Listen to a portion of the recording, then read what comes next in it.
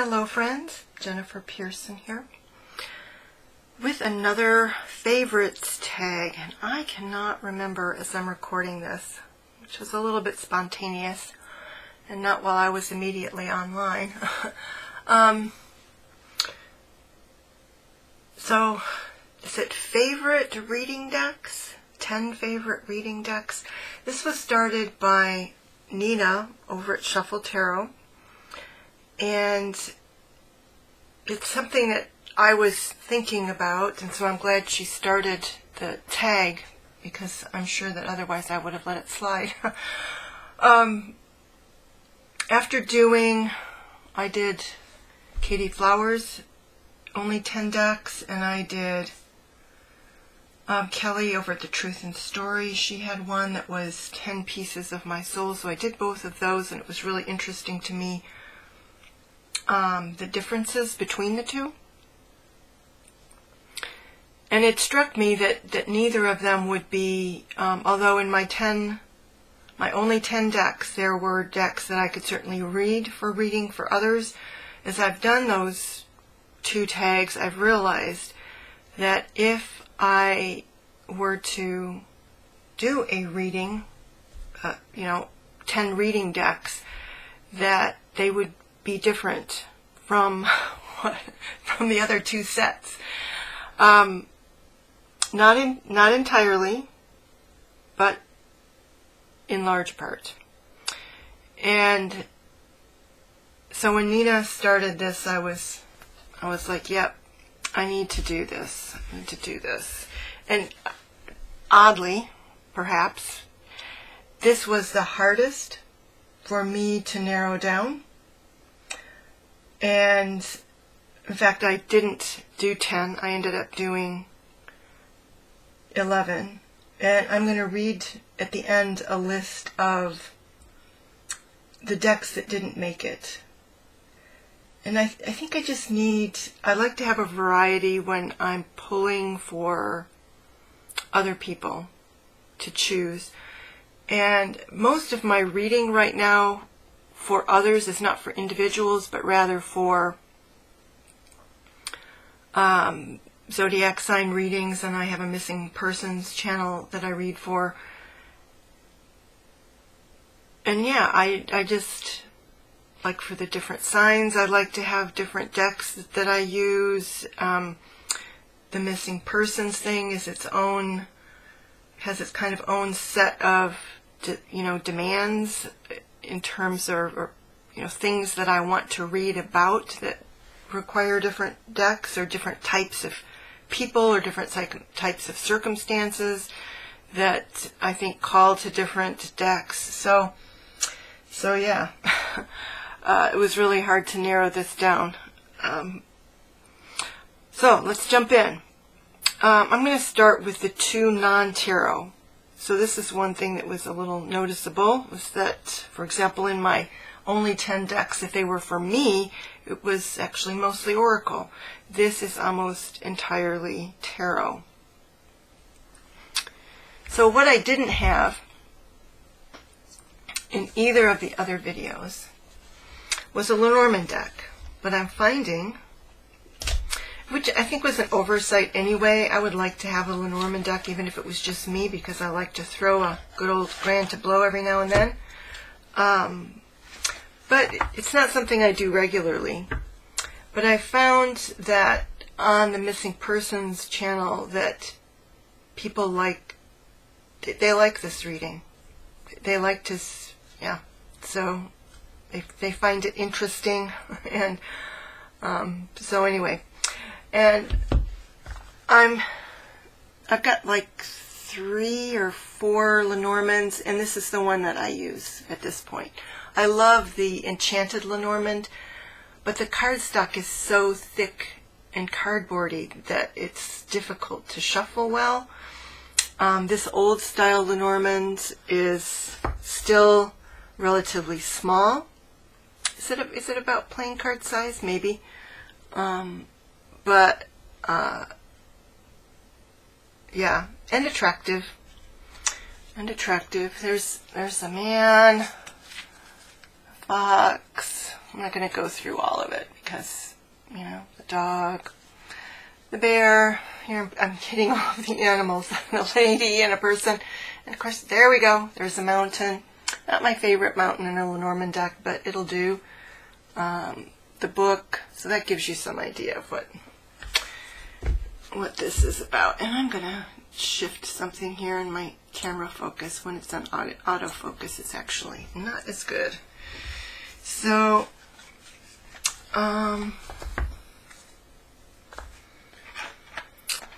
yeah, definitely for reading for others, I wanted to be sure that I had a Lenormand deck, and my old style is what I've been using lately. And the other non-tarot is the Archetype Cards by Carolyn Meath. And this can be used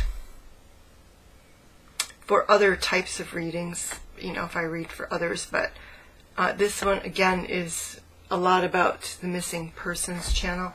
But again, it's just a really, I find it a really useful deck if you're, you know, if you're dealing with somebody, if a reading is about some person that you're dealing with, that it's interesting to pull these both for yourself and the other person. And it can just be what aspect of yourself is in play in this situation, if it's a conflict, for example, and what aspect of the other person is in play. Yeah, they have light and shadow attributes here for each card. There is a guidebook that has a little bit more, but pretty much I just go by whatever is on the face of the card, unless I feel like I need some more input. So this, sometimes the pictures on the cards are also relevant, but that's not so much what I go by. And I thought I was going to say something else, but not. Oh, these are a little difficult to shuffle, and although they have worn fine up to this point, and it is 80 cards, so it's a bit chunky, but it's pretty stiff. This is not the intended purpose of this deck, so I'm sure that's why the cardstock is stiffer. It wasn't really meant to be shuffled. It was meant to be, you know, just flipped through and selecting cards, you know, face up. But I could see that this might wear down after a while. So that's an unfortunate aspect of that set of cards. But since this set of cards, some other archetype decks have come out. So when this one eventually does wear down, maybe I would get this again as a replacement, but maybe I would try another one as well. It's hard to say. All right, so on to the tarot decks. So, you know, kind of any Rider-Waite-Smith would do, but this is the deck I've been, and most of these are Rider-Waite-Smith based. All of them? Yeah, one of them is a little different, but they're all essentially Rider-Waite deck versions of the Rider-Waite-Smith. But this is one that I pull quite frequently. So this is, you know, it's a pretty deck, and it just, you know, it's like it sticks to the Rider-Waite-Smith with a little bit of variation. It's a little closer in on the cards without being like the Aquarian or what's the other one where that's very close up on their face. or very close up on the scene. So, yeah. This is one of 2 decks that are here that is like, it's more than a pretty face. It's not just a pretty face. It's also very utilitarian. The other kind of top deck that can kind of be read for anything as far as I'm concerned is the Prairie Tarot. And this actually was in at least 1, if not 2, of the other top 10s. So, yep, this one just works for me. I don't know what else to say. It's just very versatile. It makes a lot of sense to me when I read it. So, yeah, really, really like this deck. Which I think was just in my favorite, my only 10. The hashtag only 10 decks. What else was I going to say? My apologies if you can hear a cat yowling in the background. It's something she does in the evening. It's late in the evening. She just feels like she needs to bellyache a little bit before she goes to bed. Not that she's sick. That's a euphemism. It's a term for just complaining. Yeah. The other pretty face that turned out to be more than a pretty face is the Tarot of the Golden Wheel. So of these, do I have... This is an indie deck, and I have one other indie deck here. Well, yeah. I'm going to say one other indie deck.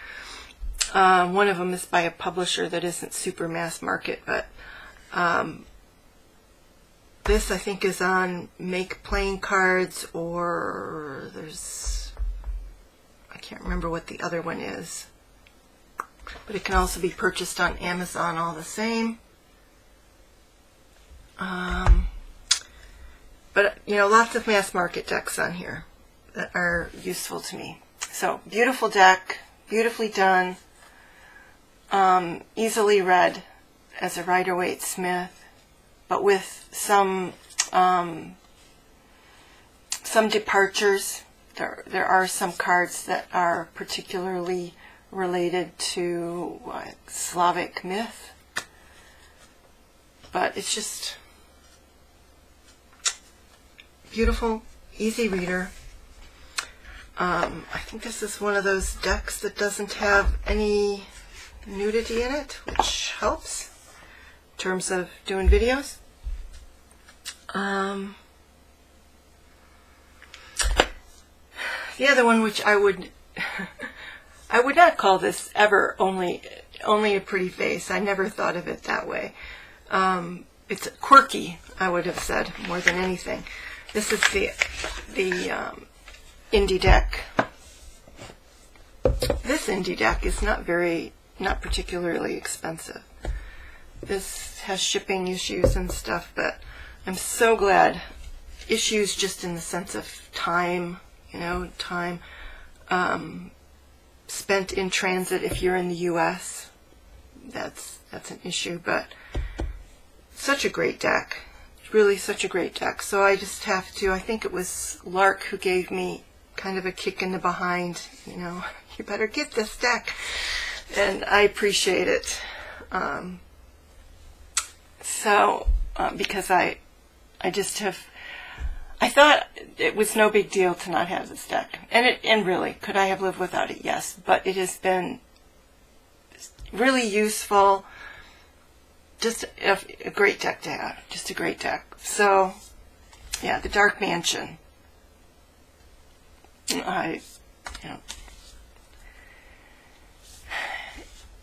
And this deck is not all that dark,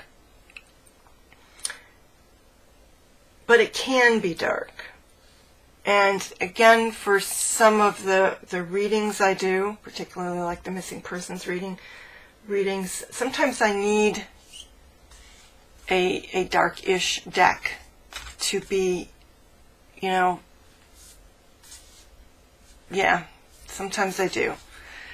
And so in any case, this can go either way. It can be for any kind of reading, and it can be if you need things to go a little bit dark without being in your face dark, like traumatizing to other people who view it dark.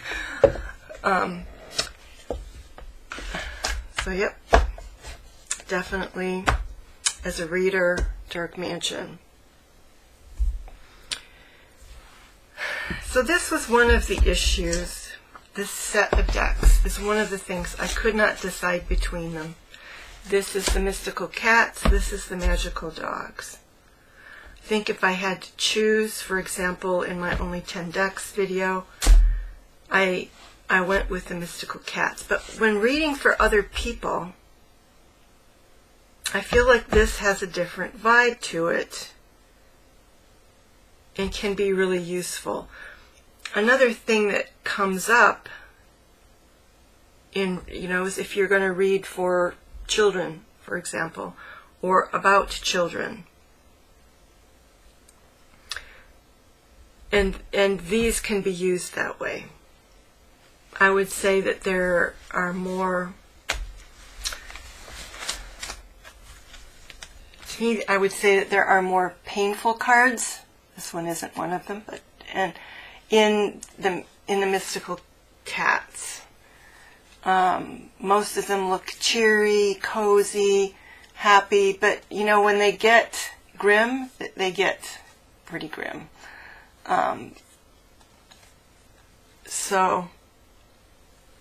But I like it for a lot of reasons, but yeah. And I feel like these two decks could be read for, like when I'm doing zodiac sign readings, for almost any one of them at any given time. The only problem with that is that people who aren't familiar with decks might think, what? You can't be serious. You're reading for me using a dog deck or a cat deck. But, they work. For me, at any rate.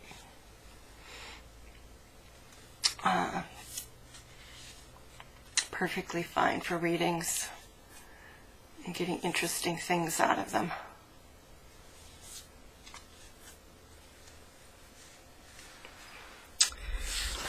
So yeah, for this particular purpose, this particular video, I couldn't decide between. That's why I have one of the reasons I have 11. Is the Mystical Dogs, the Magical Dogs and the Mystical Cats. Where am I going to put them? I'll set them there. Another deck that I normally wouldn't, I don't know that I would keep this deck. This is the Tarot of the 78 Doors. If I wasn't doing readings for other people, whether it's the zodiac sign readings or the missing persons readings, I think this is the deck that has the most contemporary images in it within my collection. I have yet to find a contemporary style deck that really works for me. At the moment, I can't remember the one that's so popular. Is it the Lightseers? It doesn't work for me at all. To me, it doesn't reflect. It doesn't reflect my reality where I live. So, but this has a variety, actually, because you can see some of these, they aren't very contemporary. And then you've got one that's like a rock star in a Mustang or something. So a variety of images and children, more children. And one of these, there's an image in this deck of like a doctor in a hospital, a baby being delivered in a hospital. Yeah, but then you have images like this that are not contemporary at all. And then you have a tattoo parlor. It's funny, parlor, tattoo parlor. That's such old parlance, actually. It's old speak. To me, it would be like a tattoo studio. But anyway, yeah. So, utility-wise, Tarot of the 78 Doors stays with me. Not because I use it super frequently, but there are times when I need this vibe for a reading. And then the last two that I'm going to show you are also, like I couldn't, another reason why there's 11 here and not 10 is because I couldn't decide which one of these I would exclude. And they are the Golden Tarot and the African Tarot. So the African Tarot is the one, the other one it's from DeBry, it's the publisher. And it's a small publisher. But I don't know if I would call it indie or not. It's not an expensive deck for sure. And the Golden Tarot, so these aren't ones I grabbed for first, but they're both really good readers, and I love the energy in the African Tarot and the brightness. I just like it as an option. You know, if I'm reading for a fire sign, you know, African Tarot, you'll see when I show you the images, the brightness to them. And again, the Golden Tarot just has its own vibe. I mean, to me, this would be a very Capricorn-y deck, a very Virgo-y deck. So they have their place, and I couldn't choose between them.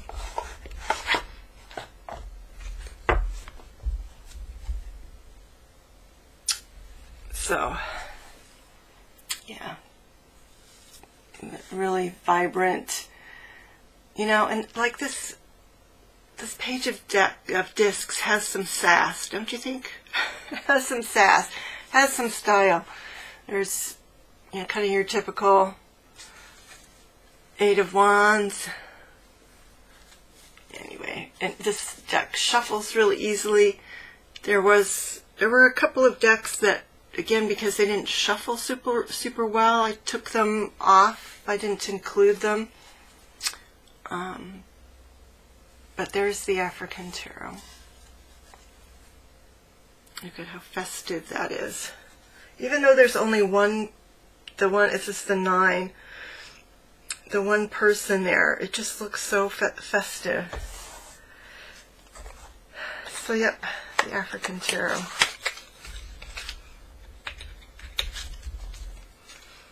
And then the Golden Tarot is really just, this is one that I waited a long time to get. And then I got it and I thought, gosh, this is really usable. This is really, it's like sometimes you think this is one of the most beautiful moon cards ever, I think. But, you know, originally I just didn't know if it would end up feeling like a specialty deck, that it's just a specialty deck based on the images, the mood, time period of the images, and it hasn't turned out to be the case at all.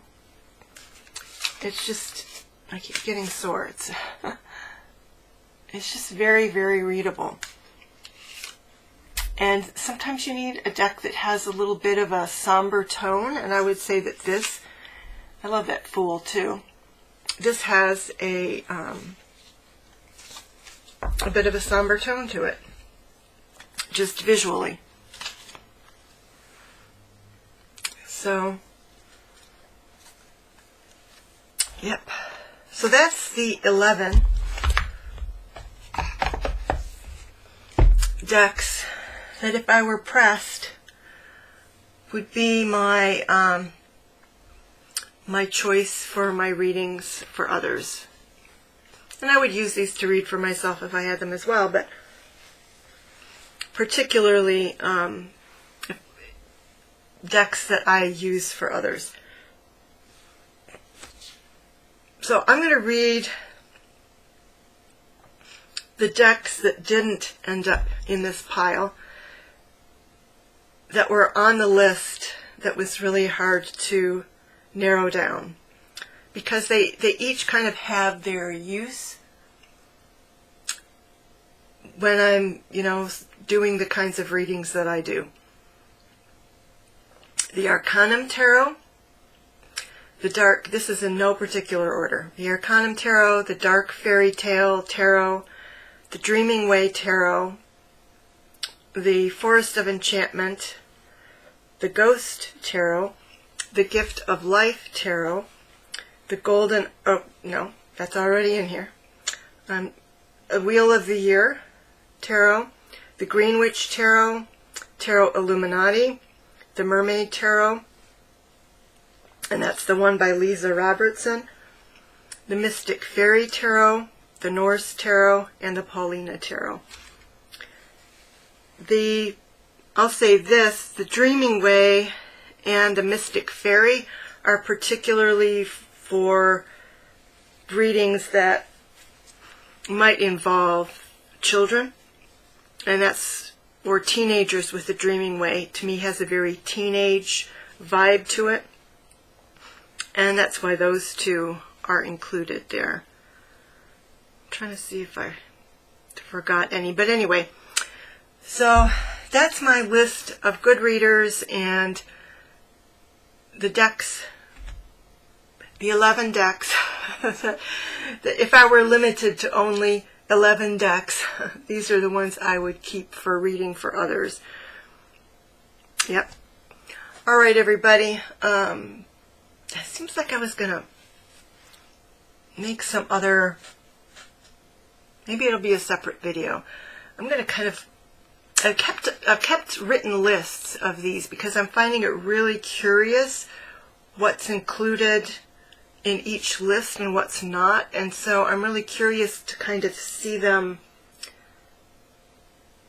maybe combined, or just to look again at the differences between them. I'm finding this set of tags to be really interesting in terms of why I choose decks and why I keep decks. But anyway, thanks again to Nina over at Shuffle Tarot. I'll definitely leave her initial video linked below for going ahead and starting this tag. I think it's just a natural, a natural next set of decks to look at. Of course, some people, when they did that only 10 decks, they were looking at this, like choosing decks that work for both them and for reading for others, etc. But people like me were in that only 10 decks. I was totally selfish. I was just choosing decks that I would keep for me. And they are different to some extent than decks I would keep particularly to read for other people. Yeah. All right, thanks for stopping by and listening, and I will see you again soon. Take care. Bye-bye.